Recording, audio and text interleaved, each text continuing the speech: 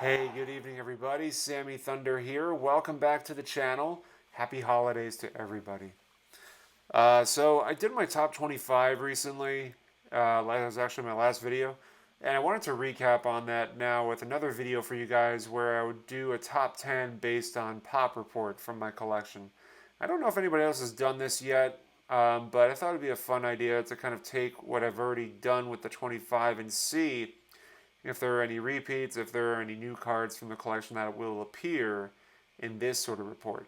So let's jump right into it. Let's take a look and find out. I have 10 cards to show, so let's do it. Okay, guys, so number 10 is from the 25 original. And let me bring up the sheet here.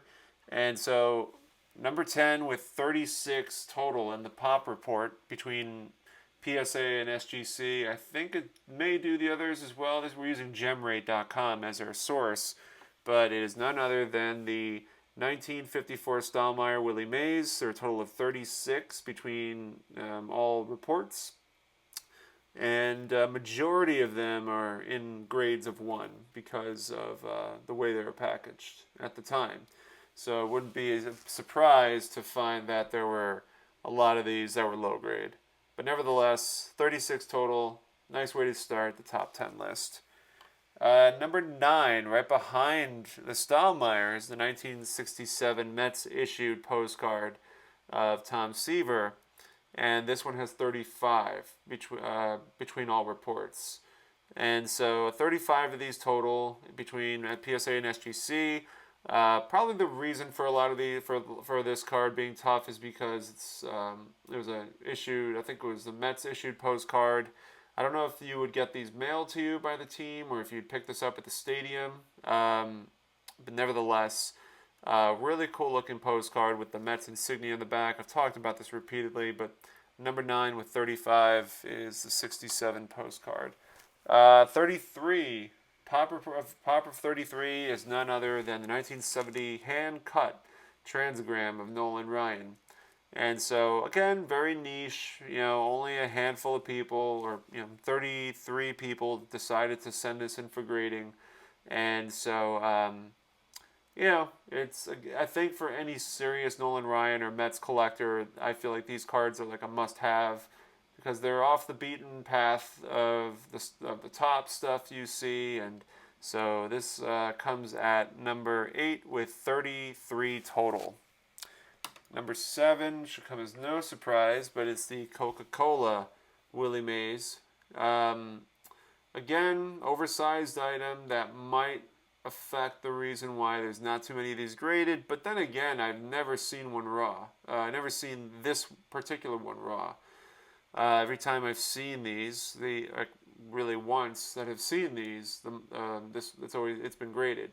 Kudos, kudos for me, I guess. This one is the only PSA 1 that exists, so that's cool. But there are 30 of these out there between SGC and PSA. All right, so number, I think 9/8. We're at number 6 now is Christy Mathewson Leaf Premiums. We talked about the oversized items. I've seen these raw out there, so they do exist. Might be just the fact that no one really wants to send these out for grading. I don't know. I'm not an expert in terms of these sort of things.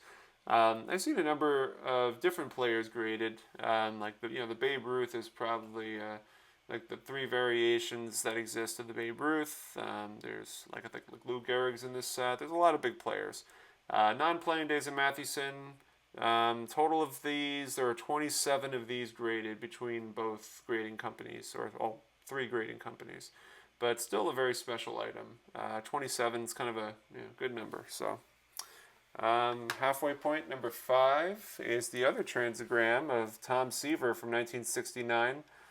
Talked about the Nolan Ryan. Again, any serious collector, it's a must-have. I think I have a raw one, and I know a bunch of other people that have the raw ones as well. So I think there's a lot of raw ones out there that just have not been graded. So this one, there's 26 that have been graded. This is one of them. So it's, the raw ones exist. They're out there. I don't see them that often, but when I do see a Seaver, or I mean, especially the Nolan Ryan, which I never see. I've only seen a handful of the Ryan. I've only seen the Ryans like a handful of times through private collectors. But there you have it, the Seaver with 26. 25 with 18, the Centennial Stamps.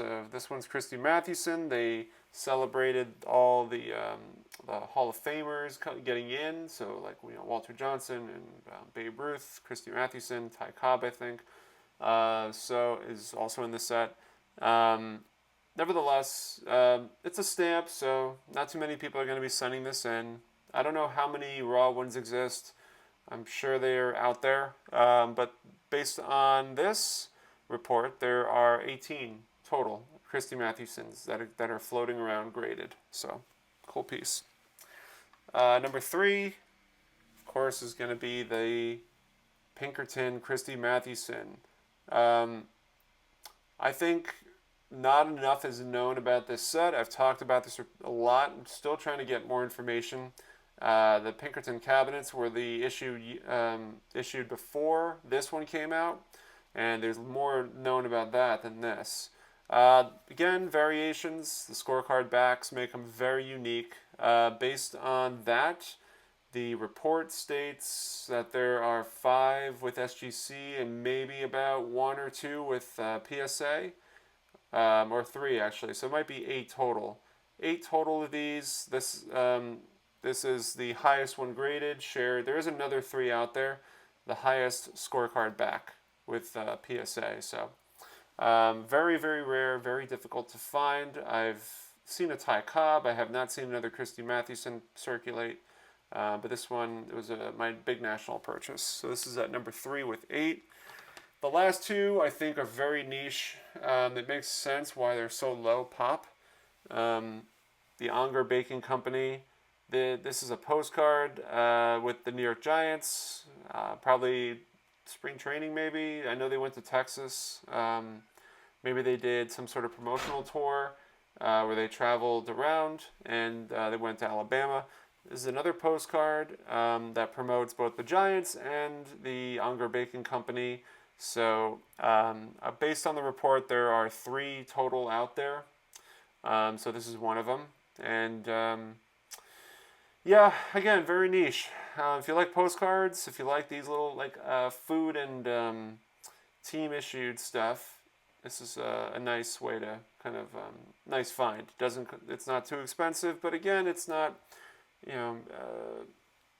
I don't know how many of the raw ones exist. I've never seen this at a show, but again, team postcards don't like individual postcards are going to move a lot quicker, a lot better than team stuff. But this one I kind of gravitated to very nicely.